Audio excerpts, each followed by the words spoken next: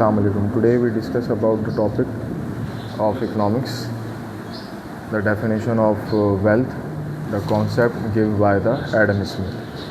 ठीक है, आज जो हम इकोनॉमिक्स की डेफिनेशन डिस्कस कर रहे हैं उसका जो नज़रिया पेश किया है वो एडम स्मिथ ने पेश किया है कि जो माशियात है वो एक साइंस है पैसे की, और साइंस की जो बेसिकली डेफिनेशन है वो हमारे पास क्या है कि ऐसी चीज़ें जो नए तरीके से दरियाफ़्त की जाएँ।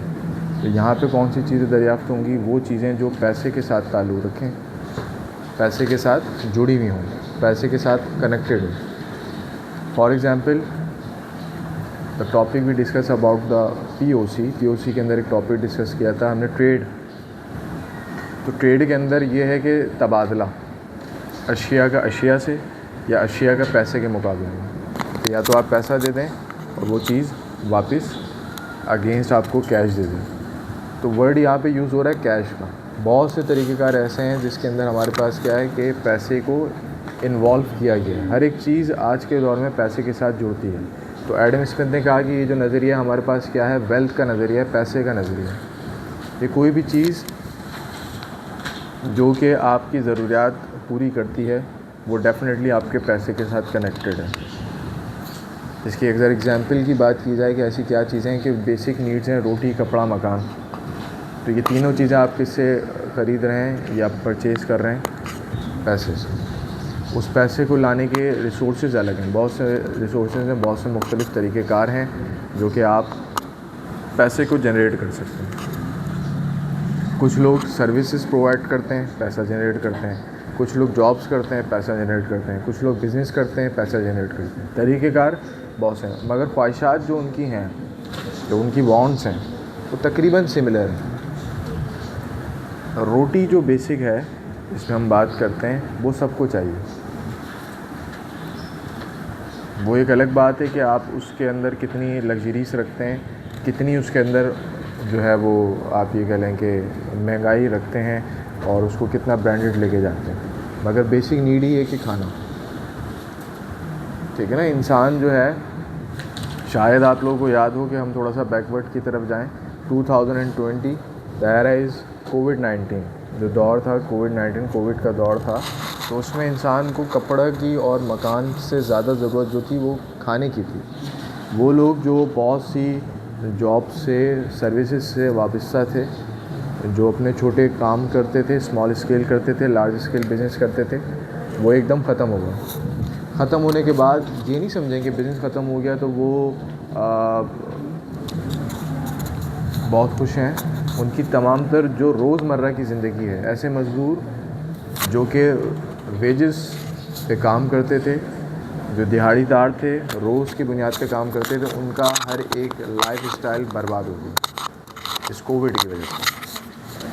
खैर, ये कुदरती आफात हैं, कुदरती बीमारियां हैं, तो ये साथ साथ चलती रहेंगी वक्त के साथ साथ। बताने का मकसद ये कि इकोनॉमिक्स को डील किया एडम स्मिथ ने एज आ वेल्थ कहते हैं पैसे को।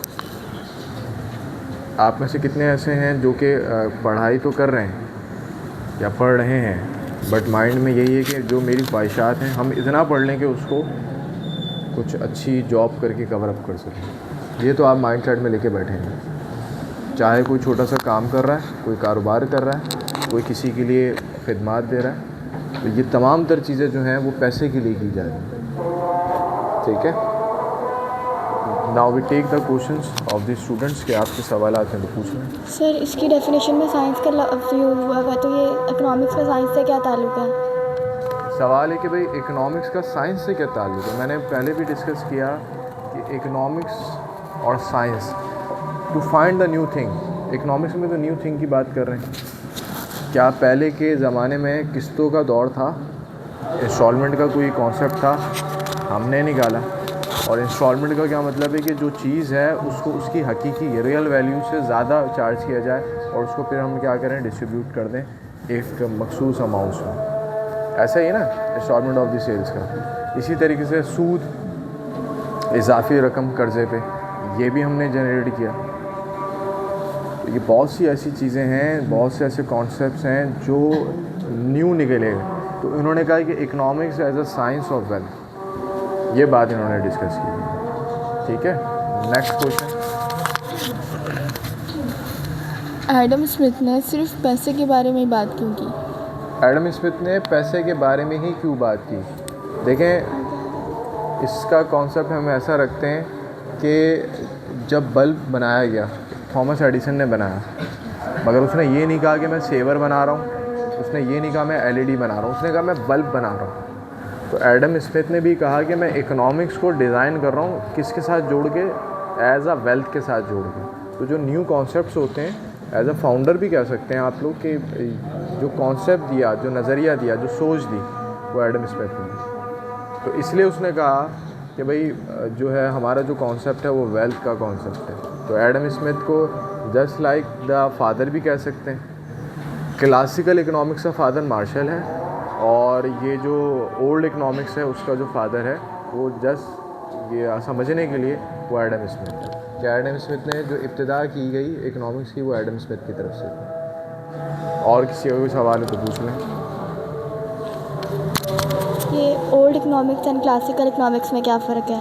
Old economics and classical economics में क्या फ़र्क है?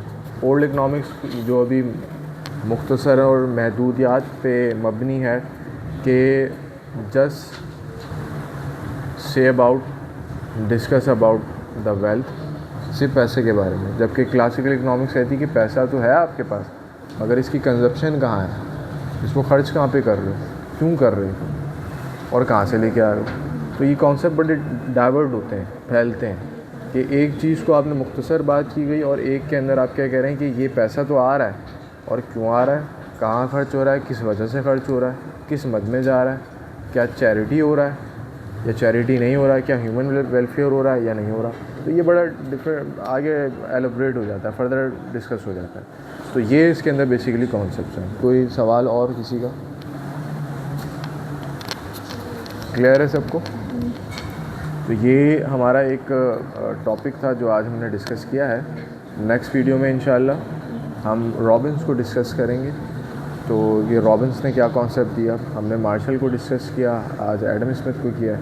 तो नेक्स्ट वीडियो के अंदर इंशाल्लाह हम जो है रॉबिन्स को डिस्कस करेंगे। वही बात रिपीटेड कि आप जो चीज़ समझ रहे हैं, जो चीज़ देख रहे हैं थ्रू सोशल मीडिया प्लेटफॉर्म, चाहे वो टिकटॉक हो, चाहे इंस्टा हो, फेसबुक हो, यूट्यूब हो, व्हाट्सएप हो, तो उसको अपने तक नहीं रखें, बल्कि आगे भी एज आ फलाह बहबूद के तहत सोशलाइजिंग के ज़रिए आप उसको फैलाएं अपने फ्रेंड सर्कल में, अपनी फैमिलीज़ में। जो कुछ समझ नहीं आता या आपको कोई चीज़ समझ नहीं आती तो आप बाय फिज़िकली मुझसे पूछ लें क्लास में, या फिर ये कि आप कमेंट सेक्शन में जाके भी पूछ सकते हैं। शुक्रिया।